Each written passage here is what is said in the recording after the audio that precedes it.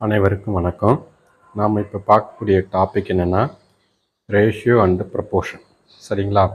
Ratio and proportion அப்படின்னா விகிதம் மற்றும் விகிதாச்சாரம் அப்படின்னு சொல்லுவோம். சரிங்களா? இப்போ இந்த ரேஷியோ அண்டு ப்ரப்போர்ஷனில் அப்படின்னா ஒன்றுமே கிடையாதுங்க. ரொம்ப ஈஸியான ஒரு டாபிக் தான். இதை நீங்கள் ஒன்றும் பெருசாக கஷ்டம் அப்படின்னு நினைக்க தேவையில்லை. இதில் என்ன மெயினாக இருக்கும் அப்படின்னு பார்த்தீங்கன்னா, வகுத்தல் தெரிஞ்சால் இந்த டாப்பிக்கை நம்ம ஈஸியாக நம்ம சால்வ் பண்ணிடலாம். சரிங்களா? அதாவது விகிதம் மற்றும் விகிதாச்சாரம் அப்படின்னா நம்ம என்ன சொல்லணும்னா, இதாங்க விகிதம், 2 டாட். சரிங்களா? அதான் இப்போ என்ன பண்ணியிருக்காங்கன்னா பாருங்கள், நம்ம A/B அப்படின்னு கொடுத்துருக்கோம். சரிங்களா? இந்த A/Bயை நம்ம எப்படி எழுதலாம்னா A/Bன்னு எழுதலாம். ஏன்னா நம்ம விகிதம் மற்றும் விகிதாச்சாரம்னு என்ன சொல்லிட்டேன், நான் வகுத்தல் தெரிஞ்சால் போட்டுடலாம்னு நினைக்கிறேன். சரியா? So division. சரிங்களா? இப்போ என்ன சொல்லியிருக்காங்க அப்படின்னு பாருங்கள். இந்த ஒரு மெத்தட் நம்ம என்னென்னு பார்க்கணும். A/B ஈக்குவல் டு, அதாவது capital letter A/B equal to small letter A/B. சரிங்களா? அடுத்தது capital letter B/C equal to small letter B/C எனும் A/B/Cயை காண்கன்னு இருக்காங்க. இது ஒரு பேசிக்கான லாஜிக். சரிங்களா? இப்போ நம்ம என்ன பண்ண போகிறோம், இதில் A/B/Cயை கண்டுபிடிக்க போகிறோம். சரிங்களா? இப்போ கண்டுபிடிக்கும் போது என்ன சொல்கிறாங்க, A/Bக்கு என்ன சொல்லியிருக்காங்க, A/B அப்படின்னு சொல்லியாச்சு, கொடுத்தாச்சா ஸ்மால் லெட்ரு. B/Cக்கு எங்கே B இருக்கும், இங்கே எப்படி எழுதுன்னு பார்த்தீங்கன்னா, A/B இருக்குது இல்லைங்களா, அப்போ ஸ்மால் லெட்ரு A/C. எங்கே A இருக்கோ அதுக்கு ஏற்ற மாதிரி தான் இருக்கும். இங்கே A இருக்குது, அதனால ஸ்மால் A. இங்கே B இருக்குது, அதனால ஸ்மால் B போட்டுக்கிட்டோம். அடுத்தது B/C. அப்போ B எங்கே இருக்குங்க, இங்கே இருக்குது. அப்போ அதுக்கு கீழே தான் நம்ம போடணும். சரிங்களா? அப்போ B/C போட்டாச்சுங்களா, முடிஞ்சிச்சு. இப்போ நமக்கு இதில் பாருங்கள், எந்தெந்த இடம் எம்டியாக இருக்குது, காலியாக இருக்குது பாருங்கள். இங்கே ஒரு ஸ்பேஸ் இருக்குங்களா, இங்கே ஒரு ஸ்பேஸ் இருக்குது. சரிங்களா? இப்படி நம்ம பார்க்கும்பொழுது இந்த ரேஷியோ ப்ரொப்போர்ஷனை நம்ம என்ன செய்யணும் அப்படின்னு பார்த்தீங்கன்னா, ரோவில் பாருங்கள். சரிங்களா? ரோ, இது காலம், நமக்கு தெரிஞ்ச விஷயம் இல்லைங்களா. ஸோ அப்போ ரோவில் பார்க்கும்போது இங்கே பாருங்கள், என்ன இருக்கோ அது பக்கத்தில், அது ஃபார்வேர்டாக இருக்கலாம், இல்லை ரிவர்ஸாக கூட இருக்கலாம். சரிங்களா?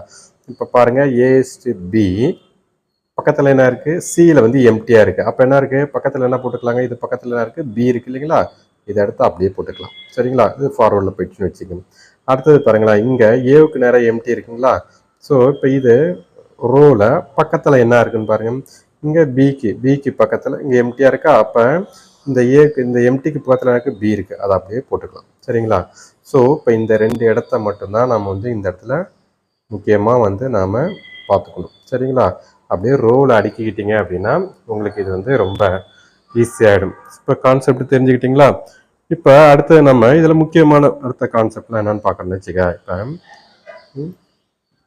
இப்போ A/M டாட்டு A/N. இப்போ இது என்ன இருக்குது, மல்டிப்ளிகேஷனில் இருக்குது, இது ரெண்டும் பவரில் இருக்குது. சரியா? அப்படி பவரில் இருந்து பெருக்கல் என்ன பண்ணலாம், A/M + N போட்டுக்கலாமா, A/M + N போட்டுக்கலாமா, ரெண்டுத்தையும் பிரிக்கலாமா. அடுத்தது இன்னொரு நம்ம கண்டிஷனாக இருக்குது பாருங்கள். இந்த கண்டிஷன்லாம் ரொம்ப ரொம்ப இம்பார்ட்டண்டான கண்டிஷன். அடுத்து நம்ம என்ன பண்ண போகிறோங்க, A/M / A/N. இது எப்படி இருக்குங்க, இது டிவிஷனில் இருக்கலாம். இப்படி இருந்தால் என்ன பண்ணிக்கலாம், நம்ம A/M - N போட்டுக்கலாமா, M - N போட்டுக்கலாம். சரிங்களா? கான்செப்ட் புரிஞ்சுதுங்களா.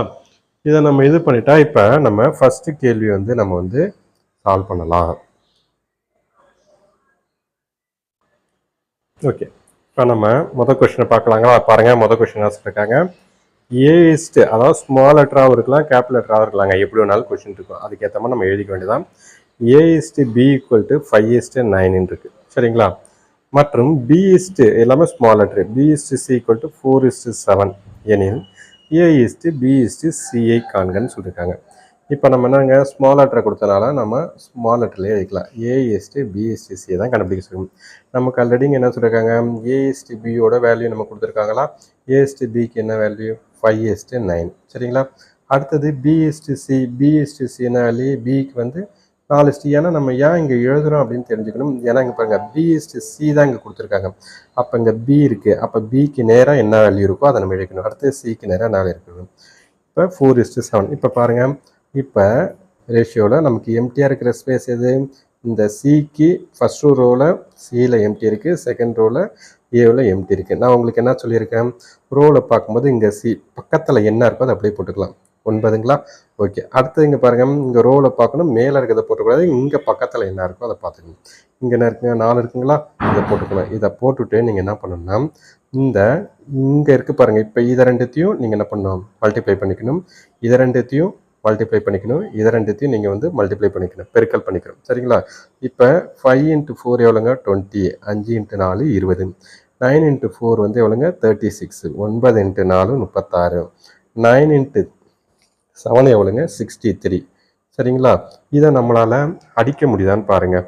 இதை மேலும் நம்ம என்னதுங்க பாருங்கள், இதில் என்ன ஒரு விஷயம்னா, ரேஷன் ப்ரொப்போர்ஷனில் இங்கே பாருங்கள், 3மே ஈக்குவலாக அடிப்படணும். சரிங்களா? 3மே ஏதாவது ஒரு டேபிள்ஸ், ஏதோ ஒரு வாய்ப்பாடில் ஈக்குவலாக அடிப்படணும். அப்படி அடிப்பட்டது அப்படின்னா அதை நம்ம அடிக்கலாம். சரிங்களா? அப்படி இல்லைன்னா அப்படியே விட்டுறணும். இப்போ இதை தான் அடிப்படுமான்னு பாருங்கள். இது வந்து 2ல் அடிப்படும், ஓகேங்களா? ஆனால் இது வந்து 2ஆல் அடிப்படாது. பாருங்கள், இது ரெண்டும் பாருங்கள் 3ல் அடிப்படும், ஆனால் இது அடிப்படும். அப்போ இதுக்கு ஆன்சர் என்ன அப்படின்னு பார்த்தீங்கன்னா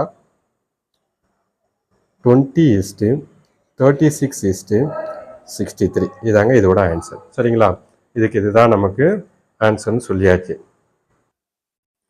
இப்போ நம்ம 2வது கணக்கு பார்க்குறோங்க. என்ன சொல்லியிருக்காங்க, A/B = 8:15, B/C = 5:8ன்னு சொல்லியிருக்காங்க. சரிங்களா? அடுத்தது C/D = 4:5ன்னு சொல்லியிருக்காங்க. எல்லாமே ஸ்மால் லெட்டர் கொடுத்துருக்கனால நம்ம இங்கேயும் என்ன பண்ணிக்கணும், ஸ்மால் லெட்டரில் வேணும். நான் கேப் லெட்டர் போட்டால் அது தப்பு. எல்லாமே நீங்கள் என்ன பண்ணிக்கணும், ஸ்மால் லெட்டரில் தான் எடுத்து எழுதிக்கணும். அப்போ என்னென்னா A/D காண்க அப்படின்னு சொல்லியிருக்காங்க. இங்கே என்ன கொடுத்துருக்காங்களோ அதுக்கேற்ற மாதிரி தான் ஆன்சர் வரும். சரிங்களா? இப்போ நம்ம மெத்தட் படி என்ன பண்ணணும், ரேஷியோ ப்ரொப்போர்ஷனில் இப்போ நம்ம சொல்யூஷன் கண்டுபிடிக்க போகிறோம். எப்படி கண்டுபிடிக்கிறோம் பாருங்கள். அப்போ நம்ம A/D கேட்டாலும் சரி, எது கேட்டாலும் சரி, A/B/D அதாவது ஒன்றும் கிடையாதுங்க. எப்படி பார்க்கணும் பாருங்கள். இங்கே ஸ்டார்டிங் லெட்ரு ஏவில் முடியுதுங்களா, ஏவில் ஸ்டார்ட் ஆகி எங்கே முடியுதுங்க, டியில் முடியுது. அப்போ ஏவிலேருந்து டி வரைக்கும் இருக்கணும்னு அர்த்தம். இப்போ என்ன பண்ணுறேன், A/B/C/D முடிஞ்சிச்சிங்களா? இப்போ A/B வேல்யூ தான் கொடுத்துருக்காங்க. அப்போ என்னது, நான் உங்களுக்கு சொன்னது என்னது, A/B கொடுத்துருக்காங்க. அதனால் 8:15 நம்ம சொல்லியாச்சு. சரிங்களா? அடுத்தது பாருங்களேன், B/C தான் கொடுத்துருக்காங்க. அப்போ பியோட மதிப்பு என்னது, 5 கீழே எழுதிக்கொண்டு தான், சியோட மதிப்பு என்னது, 8 கீழே கொடுத்துருக்கோம் தான். அடுத்தது C/D கொடுத்துருக்காங்க. சரிங்களா? சியோட மதிப்பு என்னது, 4, டியோட மதிப்புனா 5. இப்போ பாருங்கள், இங்கே ஒரு எம்டி ஸ்பேஸ் 2 இருக்கா, சியில் எம்டி இருக்குது, சியில் ஒரு எம்டி இருக்கா, அடுத்தது டியில் ஒரு எம்டி இருக்குது. சரிங்களா? முடிஞ்சு போச்சு. அங்கே எம்டியாக இருக்குது. அடுத்தது இங்கே பாருங்கள், இங்கே ஒரு எம்டி இருக்குது. அடுத்து இங்கே இருக்குது. சரிங்களா? அடுத்தது பாருங்கள், இங்கே எம்டி இருக்குது, இங்கே 2 இருக்குது. இதை நான் உங்களை எப்படி ஃபில் பண்ண சொன்னேன், ரோவில் பார்த்து ஃபில் பண்ணணும். சரிங்களா? இப்போ என்ன பண்ணலான்னு பாருங்கள், 8:15. சரிங்களா? 8:15 இருக்குது. சிக்கு எம்டி ரோவில் போடணுன்னு பார்க்குறேன். அப்போ சிக்கு பக்கத்தில் என்ன இருக்குது, 15ன்னு போட்டுக்கணும். சரிங்களா? அடுத்து என்ன சொல்லியிருக்காங்கன்னு பாருங்களேன். அடுத்து என்ன சொல்லியிருக்காங்க பண்ணால் டிக்கு. அப்போ டிக்கு பக்கத்தில் என்ன இருக்குது, 15 தானே இருக்குது ரோவில் பார்க்கும். அப்போ இங்கேயும் 15 வரும். இங்கே பாருங்கள், அடுத்து செகண்ட் இதில் பாருங்கள், இங்கே டிக்கு பக்கத்தில் 8 இருக்கா, அந்த 8 போட்டுக்கணும். அடுத்து நீங்களே பாருங்களேன், பிக்கு பக்கத்தில் இங்கே என்ன இருக்குது, இங்கே ஏவுக்கு, இங்கே பாருங்கள் ஏவுக்கு பக்கத்தில் இங்கே பி தானே இருக்குது, அந்த 5 எடுத்து போட்டுக்கலாம். இப்போ இங்கே என்ன பண்ணலாம் பாருங்கள், இந்த சிக்கு இங்கே போடும்போது பக்கத்தில் என்ன இருக்குது, பிக்கு பக்கத்தில் இருக்குது 4 இருக்குது, இந்த 4 போட்டுங்க. அடுத்து இங்கே என்ன இருக்குது, இங்கே பாருங்கள் ஏவுக்கு அதே மாதிரி பக்கத்தில் இருக்குது 4 இருக்குது. சரிங்களா? இது எல்லாமே நீங்கள் வந்து போடும்பொழுது எல்லாத்தையுமே இதில் போட்டுடணும், ரோவில் போட்டணும். பெருக்கும்போது எல்லாத்துலேயும் காலம் வைஸ் நீங்கள் பெருக்கலாம். இப்படி போட்டணும். அப்போ இது எல்லாத்தையும் 3 பெருக்குனா 8 5 40, 160. சரிங்களா? 160. அடுத்தது பாருங்கள், 15 4 60, 65 300 கிடைக்கும். அடுத்தது 15 4 60, 6 8 48. ஸோ நீங்கள் பெருக்கி பாருங்கள், 3த்தையுமே 2த்தையும் பெருக்கணும். அடுத்து இதை பெருக்கணும், 480 வரும். நீங்கள் பெருக்கி பார்த்துக்கலாம். அடுத்தது பாருங்கள், இங்கே என்னென்னா 15 8 15 × 8 120, 120 × 600 கிடைக்கும். சரிங்களா? இப்போ நம்ம என்ன பண்ணணும், இது 3த்தையும் ஈக்குவலைஸாக அடிக்கணும். ஆனால் நமக்கு கொஷினில் என்ன கேட்டிருக்காங்கன்னு பார்த்து இது பண்ணுங்கள். நமக்கு கொஷினில் என்ன கேட்டாங்க, A/D கேட்டாங்க. சரியா? அப்போ ஏவையும் டியும் அடித்தா போதும். நீங்கள் 160:600. என்னது, இந்த 2 0 2 0 கேன்சல் ஆகிடுச்சிங்களா? அடுத்து என்ன பண்ணலாம், 4 டேபிள் அடிக்கலாமா, 4 4, அடுத்தது 15 4. சரிங்களா? அப்போ 4:15. இதுக்கு மேலே இதை அடிக்க முடியுமா? அப்போ A/D = 4:15. இதுதான் நமக்கு ஆன்சர். அப்போ இப்படி எப்படி இருக்கலாம், இங்கே எடுத்துக்கிங்க, A/D = 4:15.